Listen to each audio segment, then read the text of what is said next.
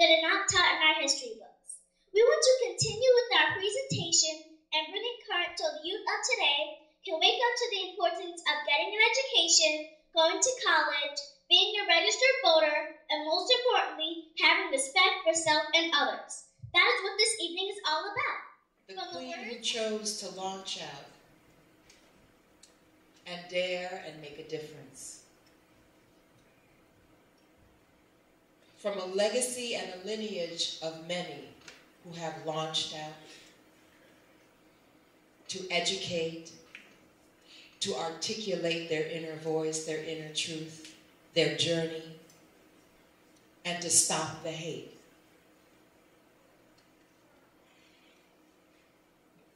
Please welcome Daryl Richardson, CEO, founder, and creator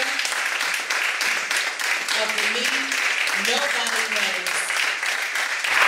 I wanted to do this piece because even in doing the history and the research on it, I was so surprised about how many people I didn't know.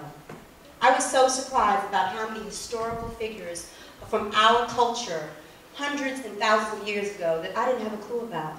Didn't learn it in my history books, and my parents taught me basically Martin Luther King, Rosa Parks, the basics.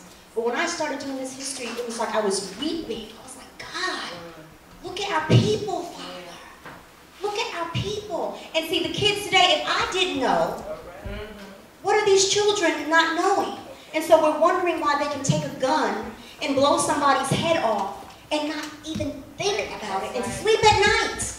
Because they don't know the history of where they came from. They don't know the struggle.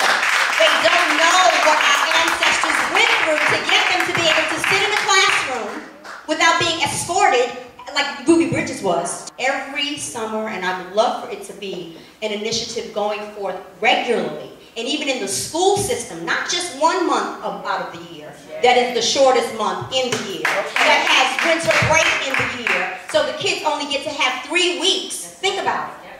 And then the statistics on the prison system, I don't know if you guys know this, but did you know that how they can tell on building prisons is that they look at 8-year-old boys, African American, 3rd graders, and they monitor them if they're in a single household.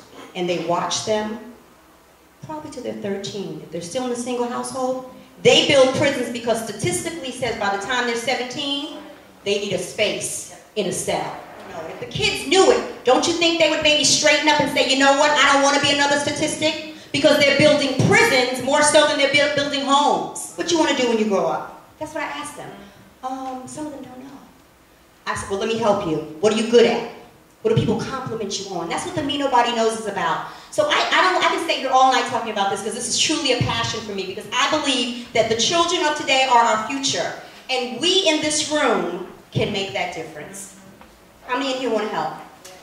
You got nieces, you got nephews, you got lost loved ones that are, you know, running astray. Start right there. On your block, in your building. I mean, I walk down the street and I see boys with their pants. I'm like, can you pull your pants up, please? Please pull your pants up. And they're like, and they pull it up. It's like, why are you even wearing it? Do you even know the significance? Don't get me started on that. But it's like a whole thing that these kids don't get. See, this is an opportunity for them to get on a stage, to know how to present themselves. This little one right here, do you see her on television yet?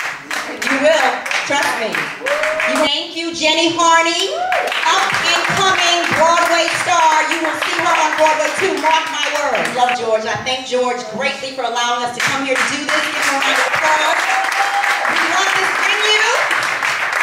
Tell everybody you know about it.